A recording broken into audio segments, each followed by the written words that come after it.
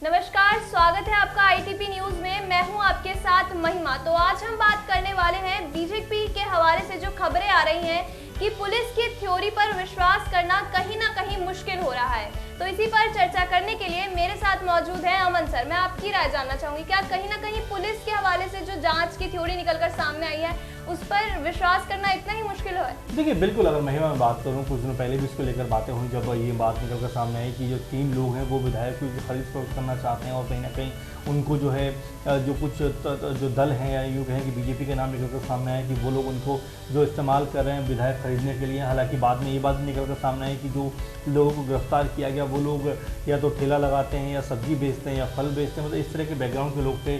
और ये भी कहा गया कि ऐसे लोग कैसे विधायक खरीद सकते हैं, कुछ 1 लाख रुपए में कैसे विधायक कोई बिक सकते हैं। क्योंकि निशिकांत दुबे जो बीजेपी के सांसद हैं उन्होंने भी ये बात कही कि भाई इतने में तो बकरे ज़्यादा महंगे मिल रहे हैं, आपको विधायक खरीदने की बात करें। तो कुल मिलाकर ये कहा गया कि जो थ्योरी बनाई गई यानी कि पुलिस की तरफ से जिस तरह से गिरफ्तारी दिखाई गई वो एकदम सरासर गलत है। उसका कोई भी ऑथेंटिक अगर हम बात करें तो उसमें ऑथेंटिसिटी नहीं है। और ये जो होटल से गिरफ्तारी की जो बात दिखाई गई है, दरअसल जो घर वाले हैं बोकारो के रहने वाले हैं ये लोग, और ये इनके परिजन कह रहे हैं कि उनको ज़बरदस्ती घर से उठाया गया, होटल में लेकर जाया गया और उसके बाद कहीं जाकर ये कहा गया कि इन तीनों को होटल से गिरफ्तार किया गया और ये लोग जो थे वो विधायक खरीदने की फिराक में थे। लेकिन अब जिस तरह से परत दर परत मामला खुल रहा है महिमा, तो ये कहना कि सिर्फ ये पुलिस की थ्योरी थी या ये सिर्फ पुलिस की मनगढ़ंत बातें थी, ये उतना मेरे ख्याल में आसान नहीं रहेगा बीजेपी के लिए भी। क्योंकि पहले ज़रूर उन्होंने ये बात कही और बाबूलाल मरांडी ने खुद सामने आकर ये बात कही कि भाई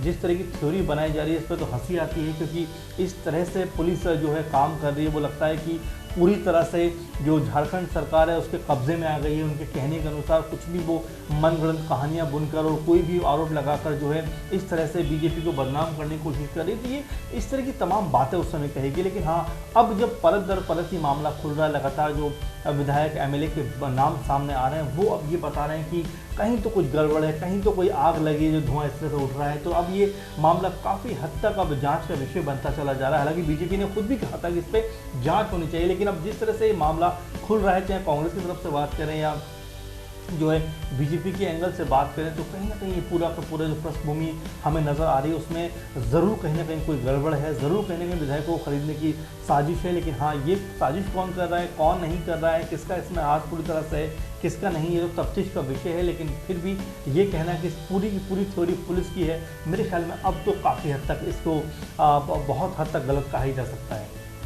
भाजपा लगातार आरोप प्रत्यारोप का दौर जो है वो जारी रख रही है, पर वहीं भाजपा के रघुवर दास बिल्कुल मौन है इस मामले पर। देखिए बिल्कुल, और ये आपने बहुत ही महत्वपूर्ण सवाल उठाया क्योंकि देखिए बीजेपी में अमूमन ये देखने को मिल रहा है कि जब रघुवर दास बात कहेंगे तब सरयू राय चुप बैठेंगे, या यूँ कहें कि बाबूलाल मरांडी चुप बैठेंगे, और जब सरयू राय जो है रघुवर दास के ऊपर हमला करते हैं तब मरांडी चुप बैठे हैं। यानी कि जो आपस में नूरा कुश्ती का जो हमें देखने को मिल रहा सिलसिला वो लगातार जारी है। और अब जबकि मरांडी लगातार अपनी जो है बात रख रहे हैं, बयान दे रहे हैं इस मसले के ऊपर, तो रघुवर दास खामोश है। तो ये बिल्कुल आपने सही कहा कि बीजेपी में जो बड़े नेता हैं, बड़ी लीडरशिप है, वो कहीं ना कहीं आपस का जो तालमेल है उसमें कहीं भी जो है मेल नज़र नहीं आ रहा, उसमें कहीं भी एक बात कहें कि एक प्लेटफॉर्म पे वो नज़र नहीं आ रहे हैं। इसी का कहीं ना कहीं जो कहें कि लाभ जो बात कहें या विपक्ष की तरह से उनके ऊपर जो उनके अलावा जो दल हैं झारखंड में वो कहीं ना कहीं उनके ऊपर हावी होते हुए नजर आते हैं। क्योंकि उनकी जो लीडरशिप है, उनके जो बड़े नेता हैं वो आपस में बहुत ज़्यादा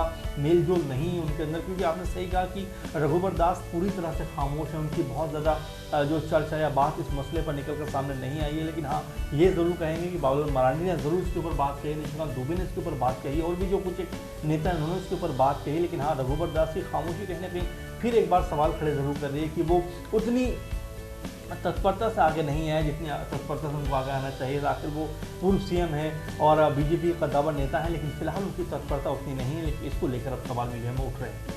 लगातार बाबूलाल मरांडी हमलावर हैं इस पूरे मामले को लेकर, तो कहीं ना कहीं बाबूलाल मरांडी अपने आने वाले चुनाव के लिए कहीं चांस तो नहीं ले रहे हैं? देखिए बिल्कुल, और देखिए लीडरशिप यही होती है, जब 2 बड़े नेता आपकी पार्टी में होते हैं तो कहीं ना कहीं एक दूसरे से मुकाबला भी उनका होता है। और ये बात जग जाहिर है कि बाबूलाल मरांडी जब से बीजेपी में आए हैं उसके बाद से लगातार तल्खी का दौर दोनों नेताओं में देखने को मिल रहा है। चाहे रघुवर दास की बात करें या मरांडी की बात करें, सरयू राय ने तमाम सारे आरोप कहीं ना कहीं रघुवर दास पर लगाए, लेकिन बाबूलाल मरांडी ने बहुत बड़े शब्दों में या कड़े शब्दों में इसकी मुखालफत नहीं की, लेकिन वहीं अगर बात करें फिलहाल के दौर की तो मरांडी ही सिर्फ नज़र आ रहे हैं, रघुवर दास कहीं नज़र नहीं आ रहे। तो ये आपस में जो तालमेल है उसमें ज़रूर कहीं कहीं गड़बड़ी नज़र आ रही है। लेकिन हाँ देखिए, फिर हम अगर उस चर्चा पर लौटें कि पुलिस की भूमिका क्या थी, पुलिस ने किस तरह से भूमिका बनाई, तो कुल मिलाकर अगर विधायकों के बयान सामने आ रहे हैं, जो पूछताछ में जो बात सामने आ रही है उसमें यही आ रही है कि 10 से 12 जो एमएलए थे वो कहीं ना कहीं जो है उनको ख़रीदने की कोशिश की जा रही थी, उनको ऑफ़र भी दिए जा रहे थे। पैसे की बात करें या पदों की बात करें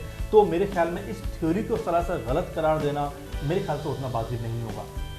लगातार जो हम लोग पुलिस ने अपनी थ्योरी बाहर निकाली है कि जितने भी लोग गिरफ्तार किए गए हैं वो आर्थिक रूप से इतने ज्यादा मजबूत नहीं है कि विधायकों को खरीद सके। जी बिल्कुल। तो इनके पीछे किसी बड़े नेता या फिर किसी बड़ी पार्टी का हाथ हो सकता है। जाहिर सी बात है, यही बात निकल के सामने आई थी। पहले भी ये कहा जाता महिमा कि ये लोग उतने सक्षम नहीं है, और हमने शुरुआत में भी बातचीत में यही बात कही, उतने सक्षम नहीं है आर्थिक तौर पर। लेकिन देखिए, बहुत सारी बात ऐसा होता है कि इनको यूज़ भी किया जाता है, और लगातार जो कांग्रेस है या जेएमएम है वो यही बात कह रही है कि भाई इनको एक तरीके से यूज़ करके जो विधायकों को तोड़ने की कोशिश की जा रही थी वो सरासर गलत है। क्योंकि बीजेपी जिस तरह से उन्होंने आरोप लगाया कि बीजेपी एक ऐसा दल है जो लगातार सरकार को तोड़कर अपनी सरकार किसी न किसी तरह से बनाना चाहती है, उसी फिराक में वो लगी रहती है। और यही वजह है कि हेमंत सरकार पर लगातार बीजेपी जो है वो लगातार उनकी सरकार को तोड़ने के लिए प्रयासरत है। और इसी का एक नमूना हमें देखने को मिला कि जब विधायकों को खरीदने की कोशिश की जा रही है और लगातार उनसे संपर्क किया जा रहा है कि भाई आप इतना पैसा ले लीजिए और आप पार्टी से बाहर हो जाइए। तो कुल मिलाकर जिस तरह की पुलिस की थ्योरी पर सवाल थे, मेरे ख्याल में वो तो एक जांच का विषय हो सकता है, लेकिन जिस तरह का माहौल अभी नजर आ रहा है झारखंड में, उसे देखकर तो यही लगता है कि कोई बहुत बड़ा षड्यंत्र था जो हेमंत सरकार के खिलाफ काम कर रहा था। बिल्कुल, हेमंत सरकार को गिराने की साजिश के पीछे किसका हाथ है ये अभी कहना बहुत मुश्किल है। ये सब पुलिस की जांच के बाद ही पता रहेगा। इस पर आपकी क्या राय है हमें कमेंट बॉक्स में जरूर बताएं। अभी के लिए इस वीडियो में इतना ही। ज्यादा जानकारी के लिए हमारे चैनल को सब्सक्राइब करना ना भूलें।